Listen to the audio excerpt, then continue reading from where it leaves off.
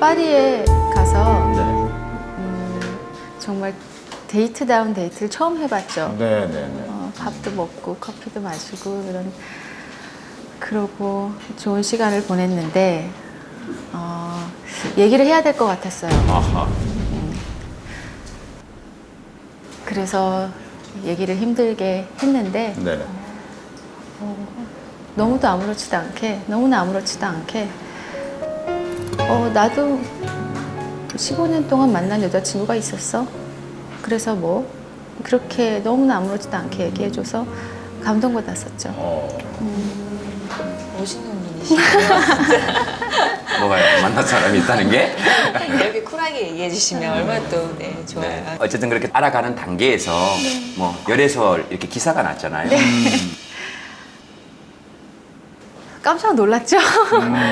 그때 파리에서 사실 조심을 안 했던 건 아니에요.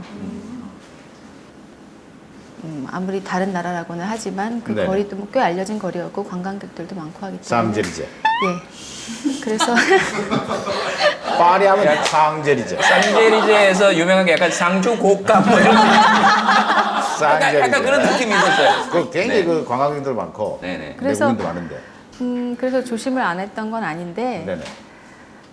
그때 날씨가 무척 추웠어요. 네네. 그리고 제가 손이 또 유난히 차요.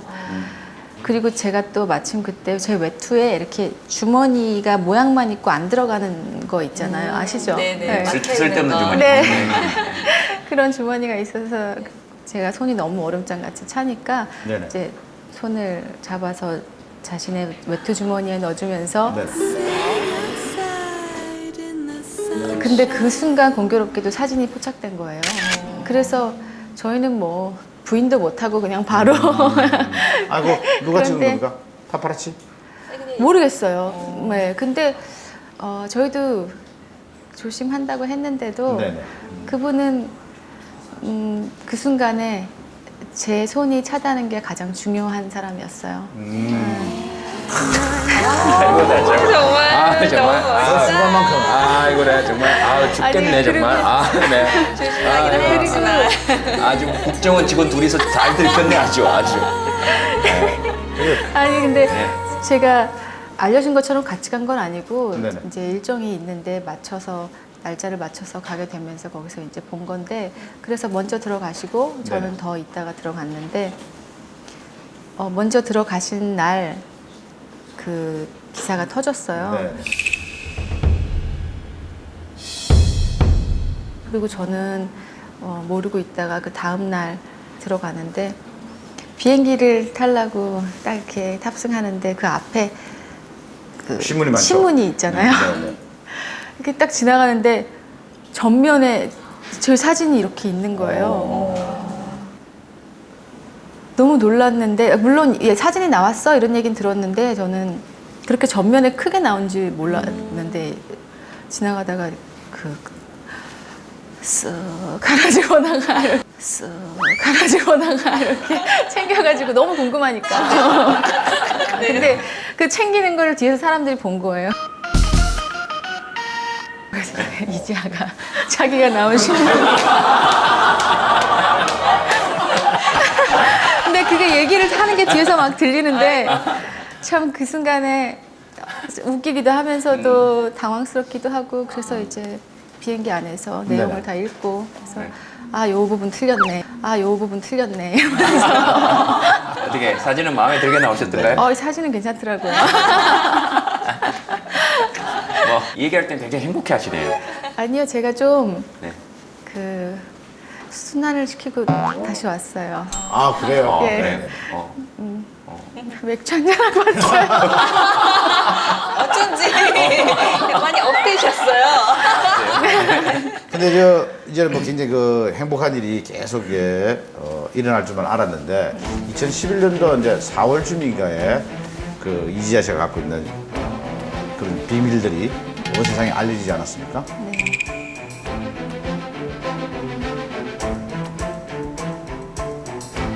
아직도 기억나요. 저 식사 중이었어요. 친한 언니랑 식사하고 있다가 전화를 받았는데 아마 지금까지, 그러니까 제가 태어나서 처음 느껴보는 극한 감정이에요. 그게 정말 손이 떨리고요. 이게 녹아내리는 듯한 느낌이 진짜 물리적으로 나요. 네네네. 이렇게. 너무나 제 인생 전부를 다해서 지켜왔던 비밀이기 때문에 네네. 그것이 세상에 알려진다는 것을 사실 인정하고 싶지도 않고 자꾸 잊고 싶었던 것 같아요. 네, 왜 네, 그런 네. 사실들이 있으면 자기도 모르게 괴로우니까 자꾸 잊고 싶잖아요. 네네. 그렇게 지웠던 것 같아요. 많은 부분을. 그랬는데 그게 그 타이밍에 그런 식으로 나오게 되리라고는 상상 못했어요.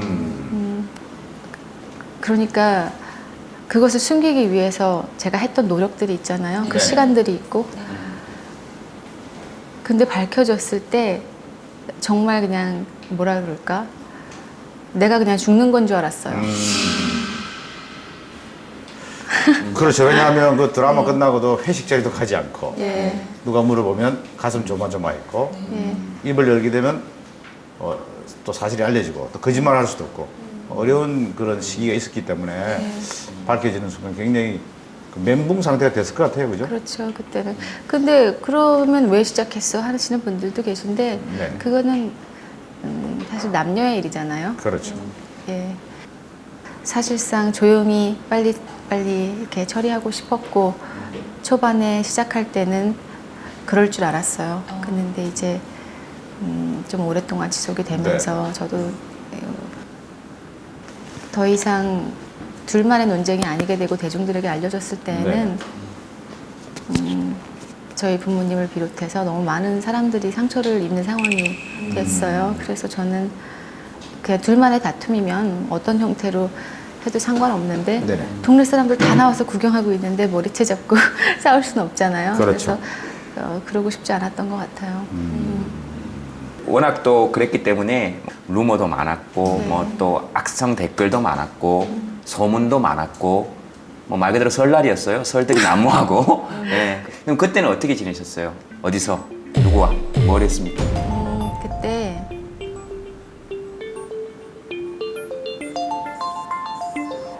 그 이후에 집에 돌아가서 한 열흘 정도를 병만 보고 살았어요.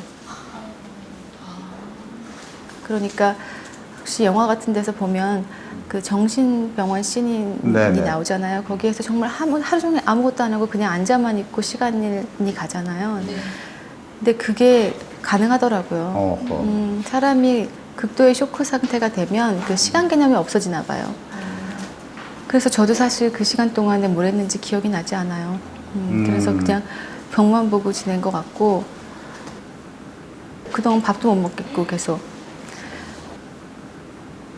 이러다 정말 죽겠구나 싶어서 그래서 비타민을 먹었는데 비타민도 다 몸에서 안 받았고 다 이렇게 다 토하고 뱉어내고. 그래요. 예. 그 이후에도 한 4개월을 집 밖에 안 나오고 살았어요. 그런데 슬픈 건 익숙하더라고요. 아, 집 밖에 안 나오는 게. 혼자 있는 시간들이. 네. 그게 이제 익숙하다는 사실이 저도 순간 그때 슬프더라고요. 네. 그랬는데 어느 날 이상한 꿈을 꿨어요. 제가 잠시 잠이 들었는데 꿈에서 그러니까 유체 이탈 같은 거죠. 제가 서 네네. 있고 제 몸이 이렇게 쓰러지더니 움직이지 않아요. 죽은 거죠. 와, 그런데 그때 느껴지는 그 가슴을 죄어오는 답답함 같은 거 있잖아요. 사람들이 내 말을 듣지 못하고 나를 보지 못하는 거예요. 나는 얘기하고 싶은데 물건도 안 잡아지고 나를 아무도 못 보니까 정말 그 답답함은 일어나서 정말 그것 또한 태어나서 처음 느끼는 답답함의 수치였어요.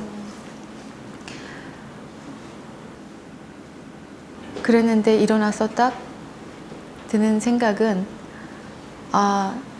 내가 이렇게 음성을 내서 얘기할 수도 있고 사람들이 내 얘기를 들을 수도 있고 그리고 필요하면 전화해서 누군가한테 전화를 할 수도 있다는 사실이 굉장히 다 감사해진 거예요.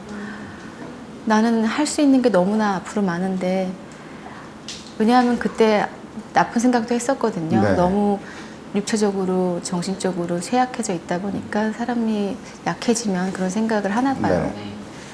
그랬는데 아 정말 하고 싶은 거 다 하면서 살아야겠다라는 생각을 했죠. 이제 그러고 이제 처음 밖에 나왔는데 길거리에 사람들이 너무나 즐겁게 자신의 매일을 바쁘게 살고 있는 거예요. 네. 인터넷에 들어가면 다 나만 바라보고 있는 것 같았거든요. 네. 그렇죠. 이렇게 힘들어 했는데 그렇죠. 다들 사실은 상관 안 하고 살고 있었던 거죠. 네. 어떤 그런 느낌을 받은 거죠. 그 억울함의 최고봉이라고요. 그 이상한 느낌이에요. 정말로 억울한 거 있죠. 나는 이거를 감추기 위해서 정말 이상한 사람 취급받고 그 유흥업소 출신설이라는 얘기도 들어가면서 그렇게 살아왔는데 너무 허무한 거죠. 예. 살면서 이렇게 누군가한테 기대 본 적이 잘 없죠? 네. 가장 힘든 상황이 되면요, 제 자신이 저는 혼자 있어야 돼요. 아하. 그게 이제 익숙해진 거죠. 어느 순간. 그래서 그 다시 찾아온 사랑을 뭐 그런 여러 가지 이유 때문에 포기할 수밖에 없었던 겁니다.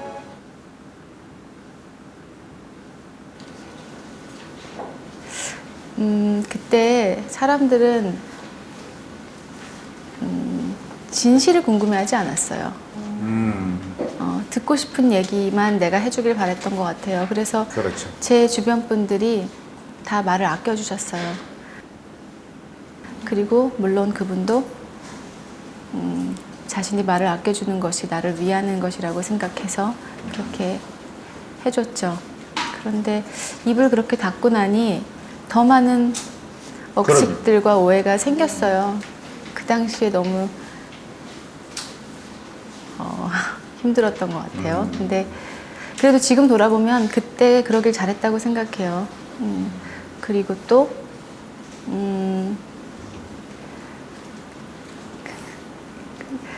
그분과도 어쨌든 잘 결정을 제가 선택을 한 것 같고 네.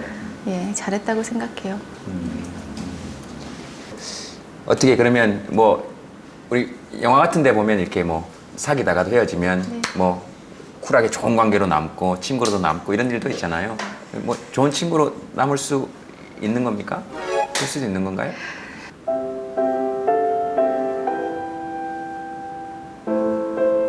저희가 네. 그런 일이 다 있고 그랬어도 잘 만나고 있었어요. 네. 네. 그랬는데 사람들은 저희가 헤어졌다고 하더라고요. 기사에 저희가 헤어졌다고. 저는 너무 놀라서 우리가 헤어졌대. 그러더니 정말 헤어지고 나니까 다시 만난다고 하더라고요.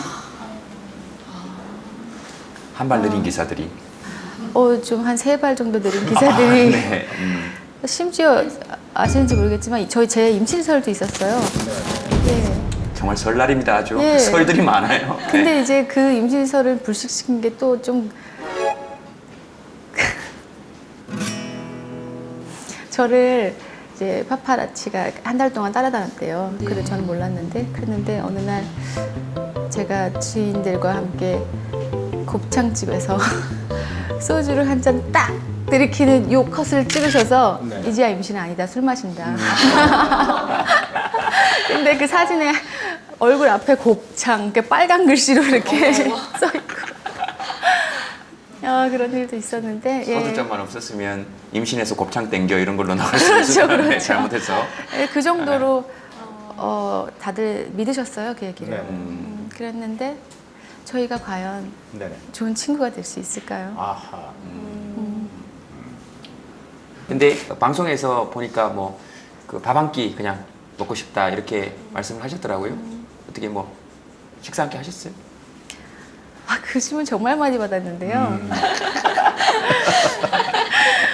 그런 밥 한 끼 글쎄 밥 먹자는 연락은 없었어요. 네. 아마 저와 같은 생각이겠죠. 조심스러운 거는 어쩔 수 없겠죠. 예. 너무 좋으신 분이고 건승하시길 정말 마음으로 네. 빌어요.